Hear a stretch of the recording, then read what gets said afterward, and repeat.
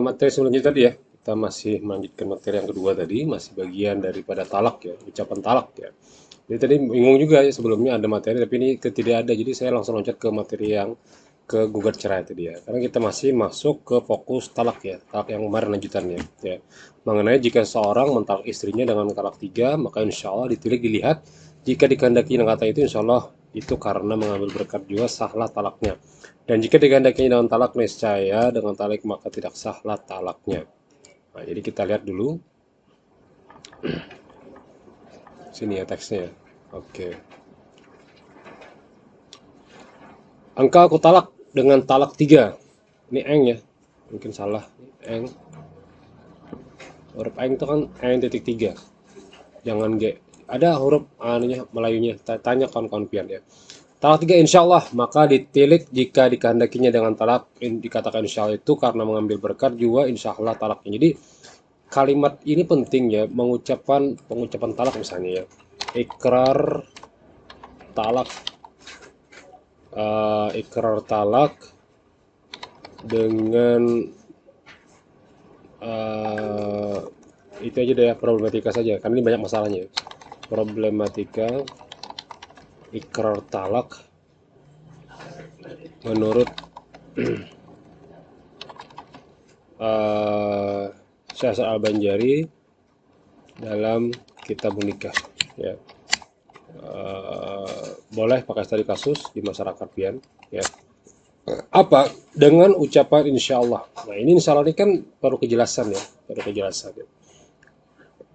Tapi kalau dia ingin menyebutkan insya Allah karena mengambil berkah saja, sah talaknya. Dan jika dikandakinya dengan talik, talik itu artinya apa ya, digantungkan.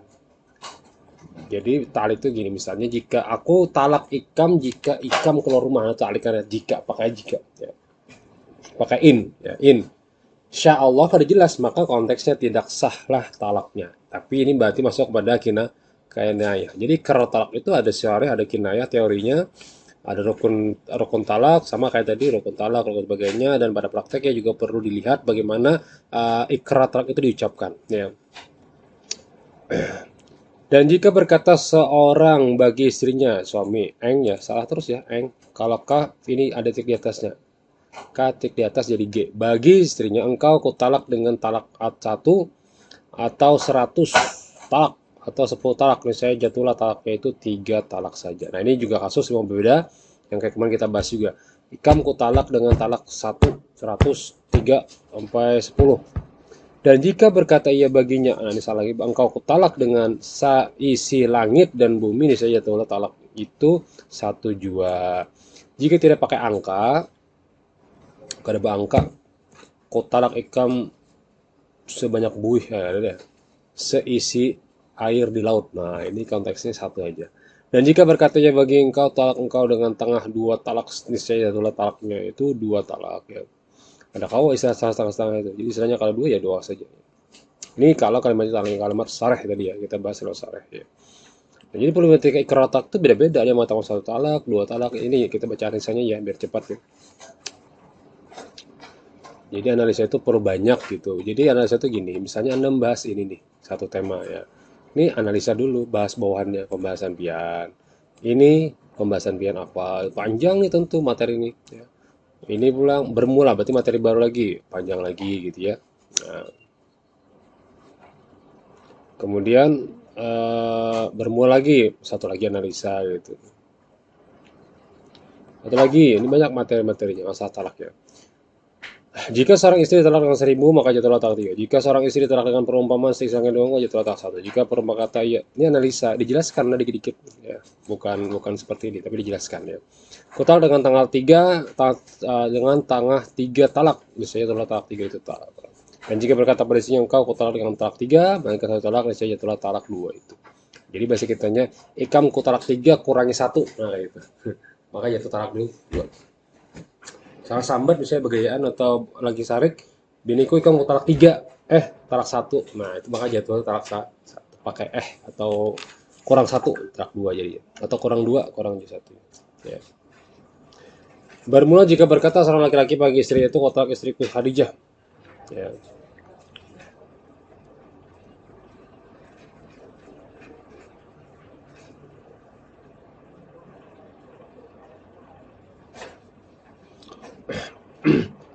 Jika berkata seorang laki bagi istrinya, jika aku talak istriku Khadijah, tertalaklah istriku. Nah, ini apa nih? Ini kan problematika ya. Jadi dari sini problematika jelaskan analisanya. Problematika apa saja yang ikrar talak itu? Banyak sekali ikrar talak itu. Ya jelaskan aja dengan bahasa Banjar karena kan ini kan lokalitas Banjar ya. Jangan isi istilah bahasa Banjar gitu ya. Tapi cetak miring nanti supaya banyak ya, supaya analisnya lebih banyak sekitar kan totalnya nanti bisa sampai 10 sampai 12 halaman total seluruhnya ya. Maka supaya banyak kan harus banyak analisanya, penjelasan pian apa ya. Nanti kalau ingin jadikan skripsi ya lanjutkan ya, misalnya ikrar talak perspektif masyarakat Banjar di mana gitu ya. Studi kasus apa gitu. Itu silakan aja problematika ikrar talak tuh. Ya. Ternyata jar orang kampung udah kami bilangnya nyamber 100 tuh ya satu kali aja kami nyamber. Nah, itu pemahaman ini kan. Ya, itu bisa diteliti ya. Nah, Mbak, lanjut. Berdua jika berkata seorang laki bagi istrinya, kau talak istriku si Hadijah, tertalaklah istriku si Aisyah, dan jika kau talak istriku si Aisyah, tertalaklah istriku si Hadijah. Kemudian ditalaknya keduanya tidak ada jatuh talaknya pada seorang dia pun kepada keduanya. Ya. Mana penjelasannya? Nggak ada ya. Dan jika engkau itulah harusnya dijelaskan apa sih maksudnya gitu ya. Kita baca deh materinya. Mana ya?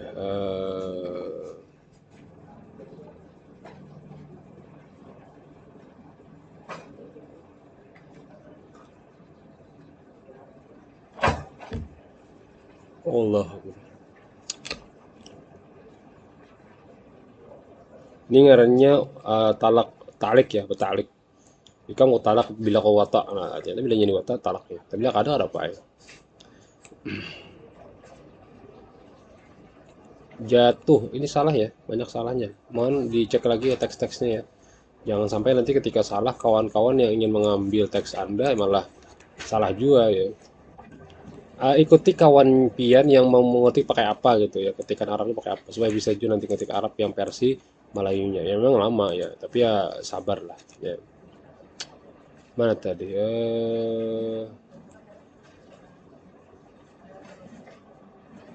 Ini masih talik, jadi ini problematika talak ya. Problematika talik banyak sekali. Talik talak. Mana kalimatnya? Satu, dua, tiga, empat, empat. Paragraf keempat. Satu, dua, tiga, empat. Ini kan harusnya.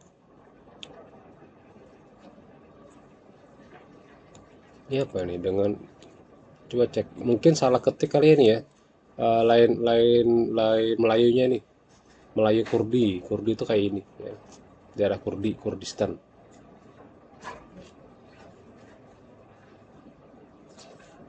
Ini sudah. Oke. Kok ada? Khadijah, ada Khadijah. Hmm,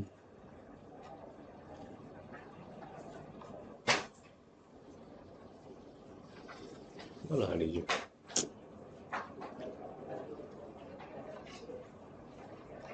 Oh, tidak ketemu saya. Aisyah, Khadijah. Hmm,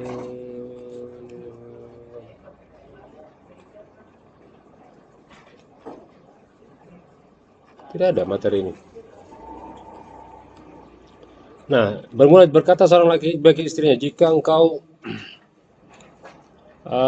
curi emasku atau rialku yang engkau tadi saya tertalak engkau maka meninggal suaminya kepada hajatnya dia ambillah istrinya akan setengah emas dari atas tangan maka ditanyakan dia di tempat tiada jatuhnya. Nah jadi dia suaminya ikam bila mengambil duitku di sini kamu talak ternyata karena mengambil pas meninggal hanya diambilnya separuh dipindahnya maka tidak jatuh talaknya ya.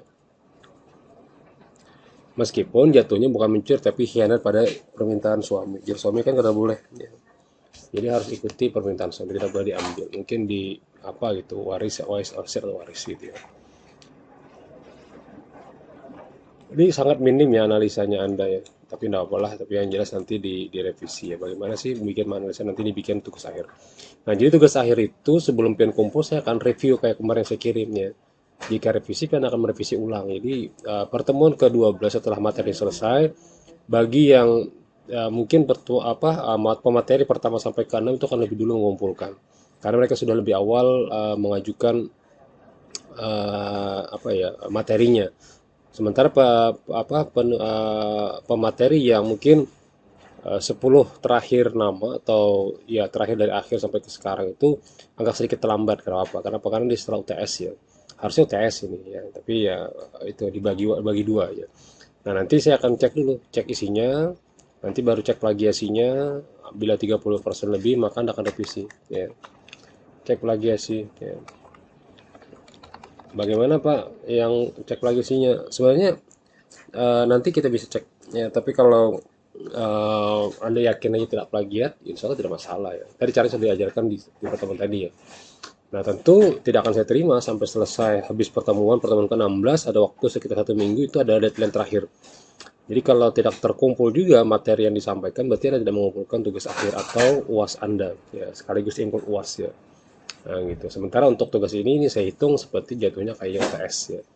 Adalah materi-materi kayak UTS gitu ya. Karena kita materinya kan lebih cenderung kepada pengkayaan kitab ya, bukan baca kitab, pengkayaan kitab. Kalau baca kitab materinya adalah kitab materi bahasa Arab, baca kitab boleh. Tapi kalau ini juga baca kitab juga, tapi tidak sampai kita ujikan, hanya sebagai memahami saja. Nanti juga ada kitab fikih Sawadiyatu, Bidayatul Mujtahid atau Ibnurus dan sebagainya, itu juga dijadikan sebagai referensi membaca.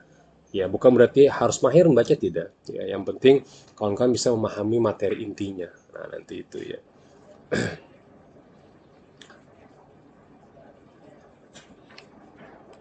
Nah, jadi kalau memang menarik problematika ikrar talak taklik, ramai nih.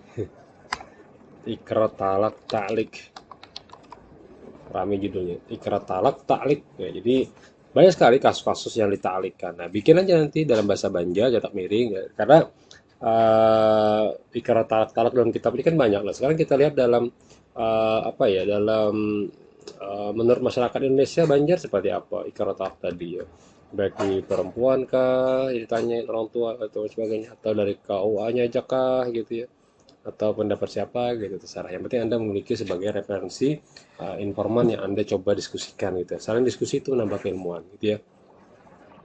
Baik, terakhir di materi yang terakhir tadi, karena ini halamannya 5556, makanya saya tadi tawakuf ya, sempat diam ya. Karena ini materi lanjutannya yang sangat jauh sekali. Jadi masalah iddah ya, ini masalah iddah. Eh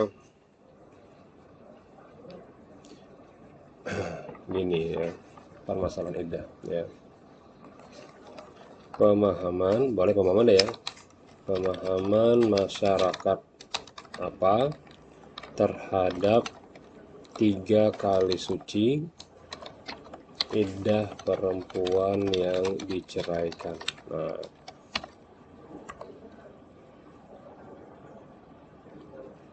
uh, nanti dalamnya ada uh, perspektif kitab kitab menikah Syekh Hasan Al-Banjari. Al-Banjari aja deh biar ringkas ya, Al-Banjari. Nah, itu ya. Bagaimana perspektifnya gitu mengenai iddah 3 suci itu seperti apa ya?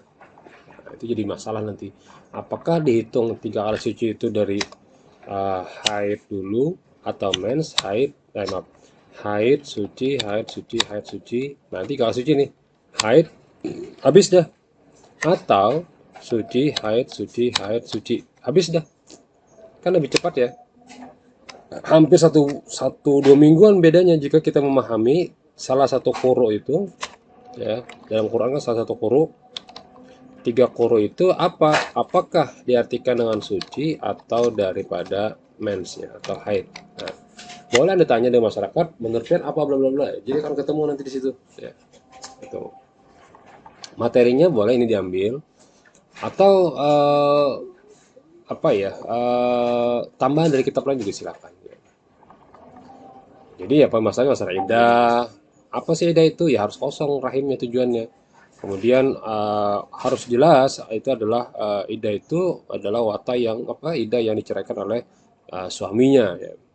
Baik itu dari sikap karena memang cerai atau sebagainya, atau masalah fasakh atau li'an juga sama ya. Nah, jika konteksnya iddah perempuan yang merdeka 3 kali suci, Dan jika ada mustahil sekalipun, maka jika ditalaknya wanita ketika suci maka daripada haid, misalnya lalu iddahnya dengan masuk pada haid ketiga, maka ditalaknya itu pada haid ketiga itulah iddahnya masuk pada haid yang keempat. Jadi hitungannya seperti itu. Seperti apa? Nanti Anda jelaskan. Ya. Perempuan yang mutahayyirah diberikan sebuah pilihan, ya mutahayyirah pilihan. Ya. Bahasa Arabnya mutahayyirah ya. Kemudian ada itu yang ada wajib sebab muta bercerai itu bisa.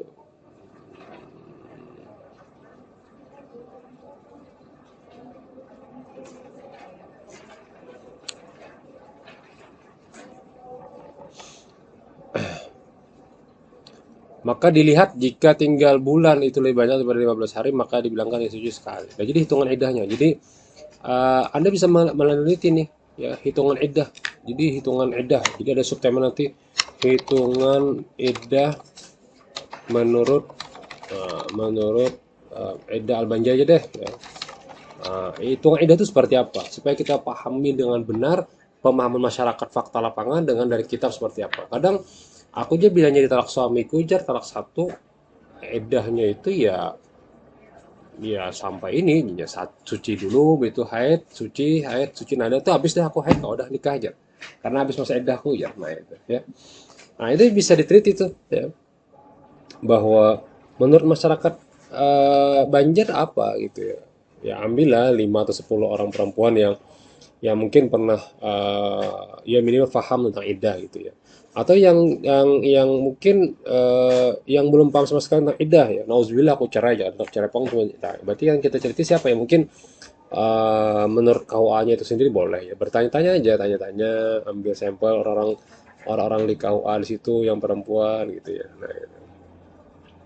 Atau jika ada yang sudah cerai, bagus lagi. Dia sudah cerai, dia tanya pada dia. Tapi mohon maaf, mungkin agak sulit ya. Ini menyulitkan pian cari yang mudah saja lah ya. Yang penting selesai materi pian untuk memahami tentang apa sih cara menghitungnya. Nah, jadi hitungannya ada aturannya. Ini aturannya di sini pian bisa copy paste ya. Cara menghitung iddah tuh. Nah, ini bisa Anda pikirkan caranya bagaimana. Baca pelan-pelan ya. Nah, sampai sini banyak sekali hitungan-hitungannya nih. Ya. Dan seterusnya. Paragraf terakhir saya benar-benar tidak mengerti. Ada untuk perempuan saya yang haid itu, nah paragraf terakhir apa? Paragraf terakhir bermula dari perempuan mereka yang tidak sekali berhaid. Ini adalah perempuan yang menopause ya. Hitungan menopause itu dihitung dari kebiasaan dia. Nah nanti muncul di sini hitungannya.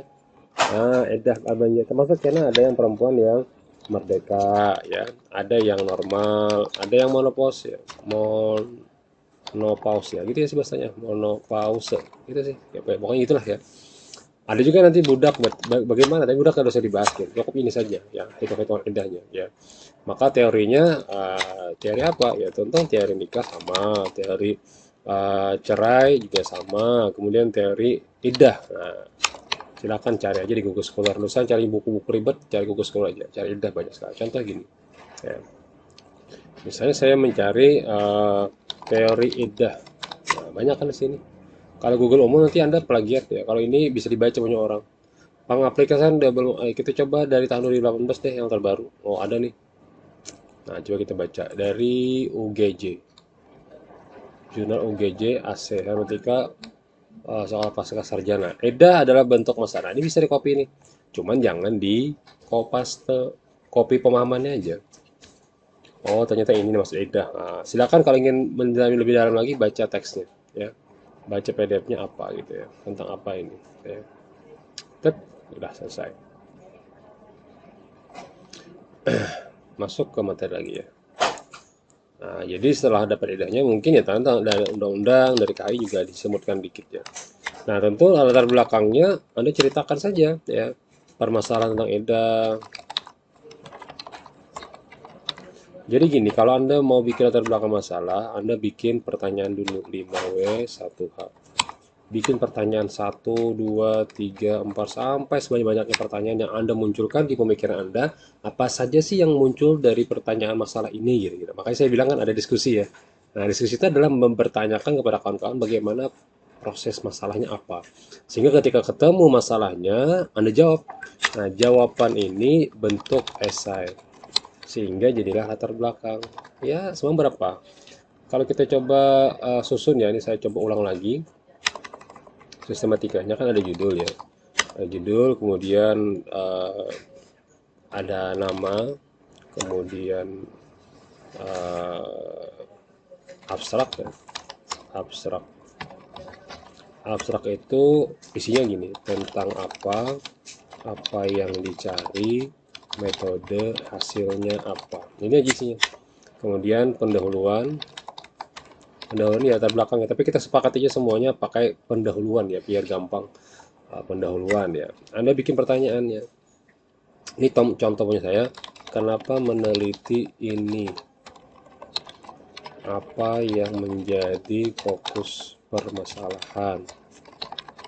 Ya, apa yang menyebabkan Anda meneliti di mana, kota mana ya? Ya. Kemudian bagaimana permasalahan terjadi di kampung itu ya. Terus bagaimana dalam undang-undang dan KHI. Nah, ini jelas semua nih. Berikan pertanyaan jawaban-jawaban pakai ucapan saja dulu, nanti baru ketik ya. Berarti sekitar berapa halaman? Cukup lah 2 halaman saja. A4 ya. A4 ukuran spasinya mungkin 1,5 spasi ya. Jangan 2, nanti skripsi. Ya. Udah selesai. Kemudian setelah pendahuluan metode. Metodenya cukuplah 2-3 paragraf. Simpel banget kan. Pasti kajian PIAN tidak lepas dari kajian lapangan dengan fokus penelitian di bla bla bla, dikarenakan ini alasan penelitiannya bla bla bla bla, metode yang dicari ada deskriptif, kualitatif, itu standar semuanya ya. Kemudian teori. Nah, teori yang kita bahas tadi ya, teori mungkin sekitar 1-2 halaman lah, cukup aja, jangan banyak-banyak. Nah, kemudian hasil analisa. Nah, di sini dijelaskan saja dari pendapat Syahsar Al-Banjari misalnya, Al-Banjari, Wahbah Zuhaili, bla bla bla bla. Ambil teksnya, teks Arabnya tadi kan. Nah, baru Anda berikan subtema satunya, misalnya satu apa gitu, yang duanya tentang subtema materi ya, apa saja silahkan ya. Subtema tiganya analisa Anda apa gitu ya, tentang apa, tapi jangan tulis analisa, bikin judul misalnya ikrar talak dengan andai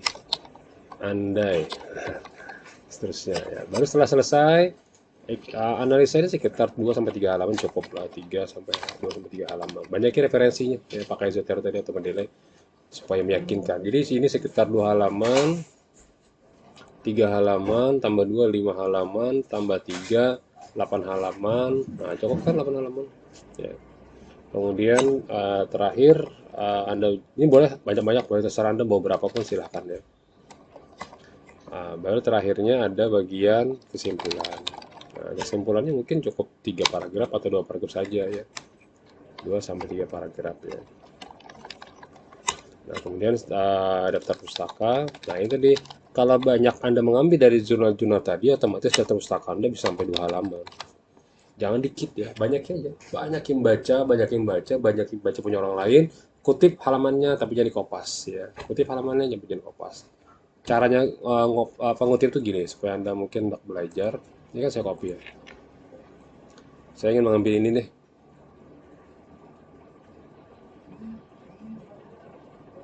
Nah, ini. Saya ngopi dia. Ya. Contoh aja ya, contoh. Tidak kopas. Nih. Ini punya orang. Sekarang saya akan nulis. Ya.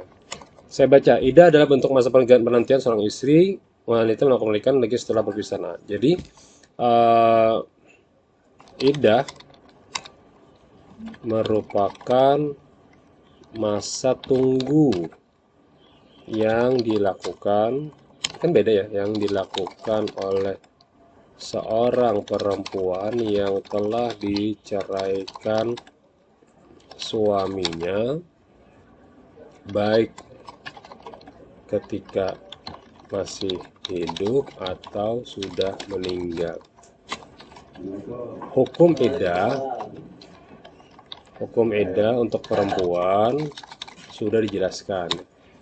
Batin online seperti hukum iddah untuk perempuan sudah dijelaskan dalam Al-Quran dan hadis ya.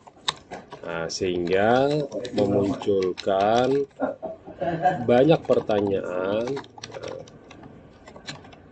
apakah iddah itu hanya berlaku untuk perempuan saja, nah, atau laki-laki juga boleh. Nah, ini kutipannya. Nah, sekarang kita ingin mengambil referensi. Ketika kita ambil Kompas tadi sudah dapat kan ya, nih footnote-nya kita ambil. Tadi caranya sudah dipelajari ya, footnote sudah selesai. Maka saya tambahkan di depannya. Nah, menurut siapa? Nah, menurut siapa namanya tadi? Ali Masuda. Nah, menurut Ali Masuda dalam penelitiannya membuktikan bahwa, nah ini nih, menurutnya sehingga menurutnya laki-laki juga harus ada iddahnya. Nah, ini menurutnya, silahkan. Ini tidak Kompas nih. Nah, jadi tapi seperti iddahnya seperti apa tadi sambungannya tentang Fazlur Rahman ya. Nah, seperti dalam teori ini ya. Nah, maaf ya. Nah, seperti yang dilakukan oleh Fazlur Rahman dalam teori double movement-nya. Nah, ini nggak mungkin sama. Tidak mungkin pion plagiat. Kenapa tidak mungkin? Karena sudah beda. Tapi jangan diganti. Misalnya bentuk ganti waktu. Jangan. Pahamannya aja. Setelah Anda pahami, tulis dengan bahasa sendiri. Ya, jangan dihiti, diupati. Jangan. Itu masih plagiat. Nah, caranya seperti ini ya. Jadi setelah Anda baca, Anda hapus, baru Anda tulis dengan bahasa Anda sendiri. Jangan lagi dilihat ini. Nah, itu insya Allah keadaan plagiat. Tambahi footnote-nya. Pakai Zotero tadi ya. Atau Mendeley. Ya, gitu. Jadi totalnya sekitar habisnya nanti ya berarti total seluruhan sini ya.